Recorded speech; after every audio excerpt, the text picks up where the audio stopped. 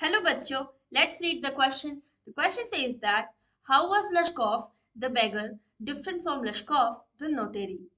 लश्कोफ जो कि एक भिखारी है, वो लश्कोफ जो कि एक नोटेरी है, उससे किस तरह से अलग है?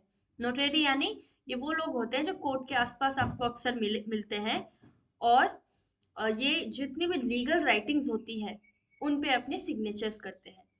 Let's understand the key concept. The former and the latter Lashkov. पहले का लश्कोफ और बाद का लश्कोफ. Lashkov the beggar used to resort to lies in order to get sympathy and money from people.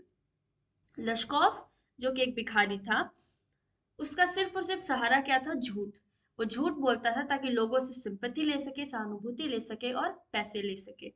He had a repulsive and disgusting appearance. उसका जो appearance था वो बहुत ही ज्यादा भद्दा और रिपल्सिव था, यानी कि लोग उसके पास ही नहीं जाना चाहते थे, उससे दूर हो जाते थे. He wore a ragged fawn colored overcoat and his eyes were dull and drunken.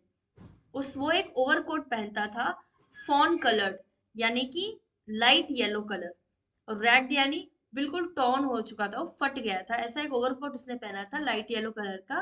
और उसकी आंखें जो थी वो बहुत ही ज्यादा डल डल थी और उनको देख करके पता लग रहा था कि इसने बहुत ज्यादा शराब पी रखी है. He was hated for his dishonesty and swindling. अपनी डिसऑनेस्टी और स्विंडलिंग को लेकर लोग उसे बहुत ज्यादा नफरत भी करते थे.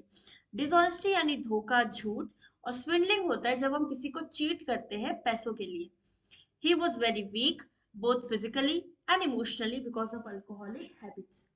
वो अपनी शराब पीने की आदत की वजह से बहुत ही ज्यादा कमजोर हो गया था, फिजिकली भी और इमोशनली भी. लश्कोफ द नोटेरी. अब हम बात करते हैं उस लश्कोफ की जो अब एक नोटेरी है. In contrast looked like a gentleman. अब वो एक जेंटलमैन की तरह दिखाई देता है.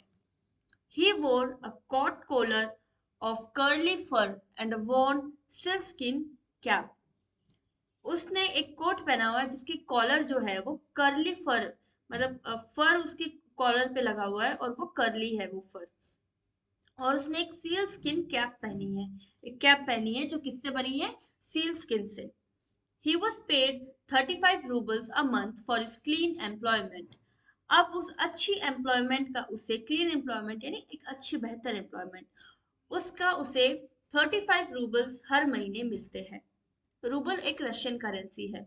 He was a respectable and responsible person now, not the alcoholic who had stooped to telling lies and begging alms for survival.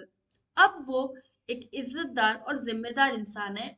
अब वो पुराना वाला शराबी नहीं है जो सिर्फ और सिर्फ जिसका काम क्या है, जो किस पर निर्भर है? झूठ बोलने पर और लोगों से पैसे मांगने पर. एल्म्स यानी मनी या कोई भी favour. He now had both a reformed soul and an improved life. अब उसके पास दोनों चीजें थी. उसकी आत्मा भी अब रिफॉर्म हो चुकी थी और उसकी जिंदगी भी अब सुधर चुकी थी. Hope you understood the question well.